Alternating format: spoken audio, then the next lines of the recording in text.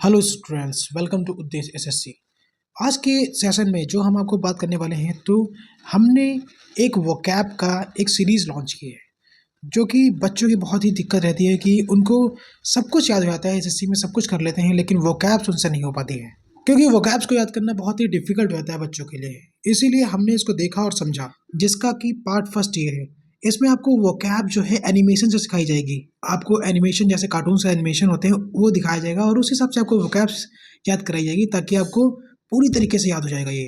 क्योंकि वोकैब्स अगर जो आपकी अच्छी होगी, तो फिर वोकैब तो वोकैब हो ही जाएगी। उसके बाद जितने भी क्वेश्चंस आते हैं जो कि आपको समझ में नहीं आते, आइडियम्स, फ्रेजेस, ये सब भी बहुत ही ईजी हो जाएंगे आपके लिए, और आप फुल में फुल नंबर ला सकते हैं इंग्लिश में।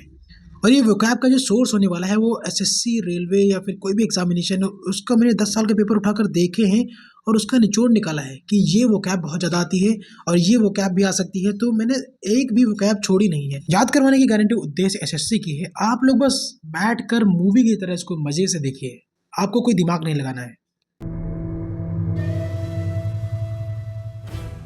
तो कहानी की शुरुआत होती है एक ऐसा स्टॉर्म, तूफान, जो कभी ना देखा गया न सुना गया। सब भय के मारे इधर उधर भाग रहे थे कि तभी एक फैट मैन आता है और उस तूफान को अपनी शक्तियों से रोकता है और कम कर देता है। अब उसने तूफान को अबीट किया था, कम किया था, इसलिए तूफान की शक्तियाँ उसके अंदर जाती हैं और उस तूफान की शक्तियों से वो मोटा आदमी बहुत पतला हो जाता है, उसका वेट बहुत कम हो जाता है। अब लोग सोच रहे थे कि इसने अपना वेट अबेट कैसे कर दिया, कम कैसे कर दिया, क्या शक्तियां हैं इसके अंदर, क्या हो गया कि इसका वेट कम हो गया। अब तूफान खत्म ही हुआ था कि तभी लोगों के सामने एक एबेट्योर प्रकट होता है। अब जब लोग उस एबेट्योर यानी कि कसाई घर के अंदर जाते हैं, तब देखते हैं कि वहां पर बहुत सारे मीट के टुकड़े टंगे हुए हैं और ये अचानक से प्रकट कैसे हो गया। ये सब इतना डरावना लग रहा था कि तभी बहुत सारी बकरियां एबेट्योर के बाहर प्रकट हो जाती हैं अपने आप। ऐसा मान लो कि वो कटने के लिए वहां पर आई थी, लेकिन वो बकरियां समझ जाती हैं कि इस एबेट्योर कसाई घर में हम लोगों को काट दिया जाएगा, इसीलिए वो वहां से बहुत तेजी से भागती हैं। लेकिन उन बकरियों को अपने पीछे एक मोनेस्ट्री यानी कि एक मठ दिखाई पड़ता है। उस मोनेस्ट्री में एक एबॉट बैठा हुआ था, यानी कि मठ का प्रमुख। वो एबॉट बहुत ही अपने ध्यान मग्न था। अपने ध्यान में वो इतना लीन था कि वो उस बकरियों को भी नहीं सुन पा रहा था जो इतनी तेजी से चिल्ला रही थी। उस मोनेस्ट्री में, यानी कि वो जो एबॉट था, यानी कि जो मठ का प्रमुख था, वो अपने शिष्यों को, जो कि मॉन्क थे, उनको बहुत रहस्यमयी चीजें सिखाता था। अबॉट बताता है कि मैं भी तुम लोगों की तरह एक कभी मॉन्क था, मैं भी भिक्षा मांगने आता था, लेकिन कुछ दिन बीते और मैंने एक नियम पालन किया, फिर मैं यहाँ पर आज एबॉट बन गया हूँ, तुम लोगों का मठ का प्रमुख बन चुका हूँ। इसलिए एबॉट फिर बताने लगता है अपने मॉन्क, जितने भी उनके शिष्य थे, जितने भी भिक्षुक शिष्य थे, उन सबको बताने लगता है कि अगर तुम लोगों को अपने शिक्षा में, अपने एग्जाम में पास होना है, तो जो बड़े बड़े क्वेश्चन आते हैं उनको शॉर्ट ट्रिक यानी कि एब्रीवेशन मेथड लगाना पड़ेगा। जो बड़े बड़े क्वेश्चंस होंगे उनको शॉर्ट शॉर्ट करके लिखना होगा। इस एब्रीवेशन मेथड से तुम लोगों का टाइम भी बचेगा और बड़े क्वेश्चंस को छोटे छोटे तरीकों से लिख भी दोगे। अब एबॉट के शिष्य ने क्वेश्चन किया, सर एब्रीवेशन होता क्या है, कैसे समझेंगे इसको। तो एबॉट ने कहा कि मान लो एक पैराग्राफ लिखा हुआ है बहुत बड़ा एक ही टॉपिक पे, और एक दूसरा पैराग्राफ लिखा है उसी टॉपिक पे बहुत छोटा, तो यही होता है एब्रीवेशन। ऐसे बच्चे बहुत आसानी से समझ गए। अब मठ का प्रमुख यानी कि एबॉट अपने बच्चों को एक कहानी सुनाना स्टार्ट करता है। वो कहानी थी एक राजा की, जो कि अपने राज्य में बहुत सालों से राज कर रहा था, लेकिन तभी एक दिन उसकी प्रजा के ऊपर एक शेर ने हमला कर दिया। और राजा का कर्तव्य होता है कि वो अपनी प्रजा को बचाए, लेकिन राजा बहुत डरपोक था, इसलिए राजा अपनी प्रजा को बचाए बिना अपनी राजगद्दी का त्याग करके वहां से भाग गया। राजा का अपनी राजगद्दी छोड़कर भाग जाना, अपना पद त्याग देना, ये बहुत ही अजीब बात थी, बहुत ही असामान्य बात थी जनता के लिए। ये एबरेशन बात जनता सह नहीं पाई और इसके दुख में शेर बेचारा अपने आप ही उस जनता को छोड़ के वहां से चला गया। इसीलिए हम लोग इसको अजीब बात बोलते हैं, एक एबरेशन बात है ये। राजगद्दी खाली थी, इसीलिए नए राजा की जल्दी से नियुक्ति की जाएगी, कि वरना कोई दूसरा राज्य हमला कर सकता है। इसीलिए जब नया राजा वहां पर आया, तो उसको नहाने के लिए एक सरोवर की तरफ भेज दिया गया। अब जो नहाने के लिए उसको लोशन मिला था, वो लोशन लगाने से उसको नहाने की इच्छा बहुत बढ़ रही थी, इसलिए उसको बहुत नहाने में मजा आ रहा था, यानी कि एवोल्यूशन, यानी कि नहाने में बहुत मजा आ रहा था। तो अभी तक हम लोगों ने 8 वर्ड्स याद कर लिए हैं और आपको पता भी नहीं चला होगा। देखिए जरा, रिवाइज करते हैं इसको हम। तो पहला वर्ड था अबेट। तो इसमें क्या था कि एक तूफान आ रहा था और एक मोटा आदमी उसको रोक लेता है और तूफान को कम कर देता है, जिसकी वजह से उसके अंदर की शक्तियाँ तूफान के अंदर जाती हैं और मोटा आदमी जो है वो पतला आदमी हो जाता है, यानी कि वो अपना वजन कम कर लेता है। यानी कि अबेट का मतलब था कोई भी चीज कम करना, तो उसको बोलेंगे अबेट।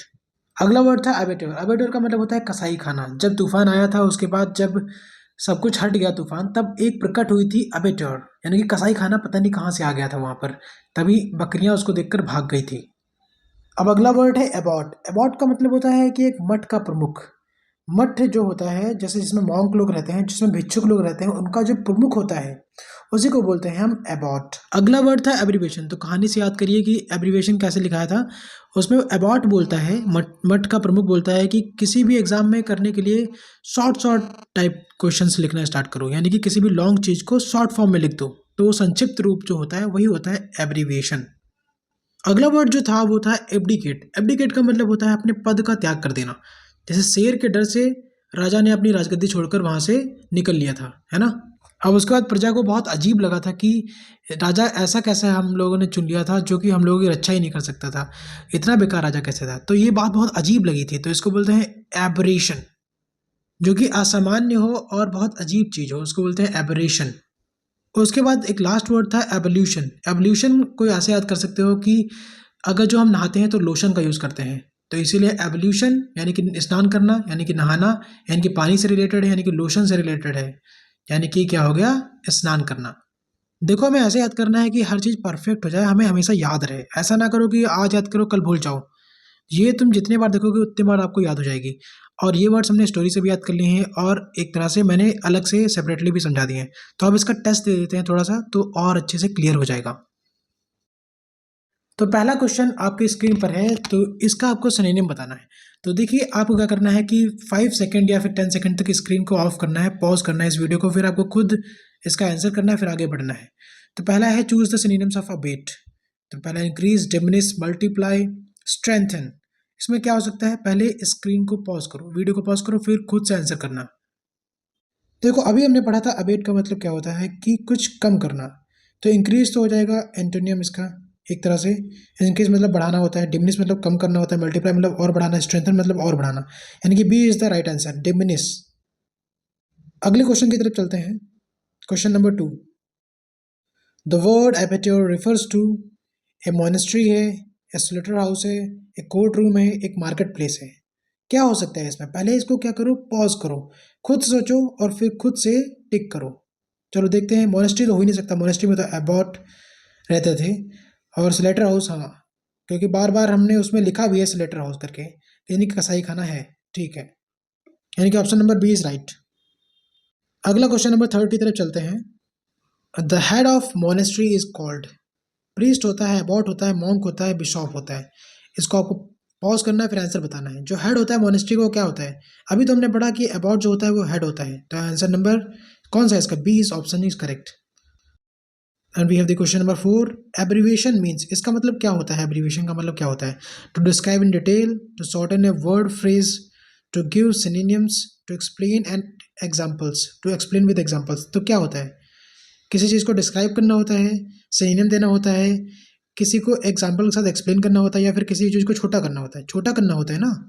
तो टू शॉर्टन ए वर्ड और फ्रेज, इसका कौन सा B option is correct.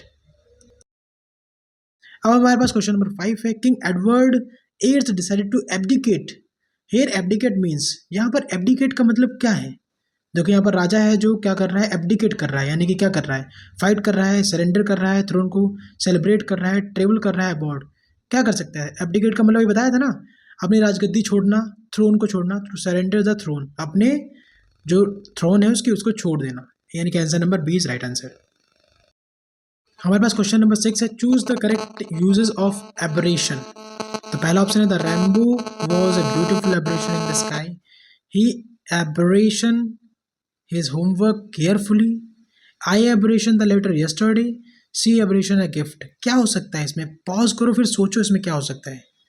So right answer जो है इसका वो ए है, the Rambo was a beautiful aberration in the sky. क्योंकि रैम्बो हर रोज नहीं निकलता है, एक असामान्य चीज है ना, एक अजीब चीज हो सकती है ना, क्योंकि रैम्बो रोज रोज तो निकलता नहीं है। तो इसका आंसर क्या है, एबरेशन का यहाँ सही यूज क्या है, पहला वाला। क्योंकि एबरेशन का मतलब ही होता है कोई असामान्य चीज, कोई विचित्र चीज। तो ये वाला आपको समझ में आएगा। तो हमारे पास क्वेश्चन नंबर 7 है, evolution is connected with. Evolution किससे कनेक्ट है? एवोल्यूशन को कैसे बताया था मैंने? एवोल्यूशन, अब लोशन कब लगता है? लोशन कब लगता है? जब हम लोग नहाते हैं, यानी कि नहाने से कुछ रिलेट करता है। स्टडी से नहीं, डांसिंग से नहीं, रिचुअल वॉशिंग से। हाँ, रिचुअल वॉशिंग, वॉशिंग से रिलेट कर रहा है ना, ईटिंग फूड से नहीं कर सकता, यानी कि answer number B is right answer. Now last question is one word substitution, the formal act of giving up the throne or high office is called. तो इसका मतलब है, सीधी बात है कि हमने अपना पद छोड़ा तो उसको बोलते हैं एब्डिकेट। लेकिन हमने जो ये प्रोसेस किया है ना, ये जो नौटंकी की है ना छोड़ने का, इस नौटंकी को क्या बोलेंगे? तो इसको बोलते हैं एब्डिकेशन। समझ में आ रहा है ना? जैसे कि हम प्रधानमंत्री के पद पे थे तो हमने अपना पद छोड़ दिया, तो इसको बोलेंगे एब्डिकेट। लेकिन इस प्रोसेस को, इस एक्शन को, इसको नाम देंगे एक एब्डिकेशन। तो abdication is the right answer, answer number C इसका सही है। तो इसको यहीं तक रखते हैं, और आपको करना क्या है कि इसको आपको प्रॉपर नोट्स बनाने हैं। इस वीडियो को आपको केवल 5-6 बार देख लो, आपको ये दिमाग में आपके बैठ जाएगा एकदम। जितने वर्ड्स हैं कहीं पर भी आ जाएंगे, कैसे भी आ जाएंगे, कैसे भी क्वेश्चन आ जाएगा, एकदम से आप कर लोगे उसको। विश्वास रखो मुझ पर और करते रहो, बस तैयारी करते रहो। ओके।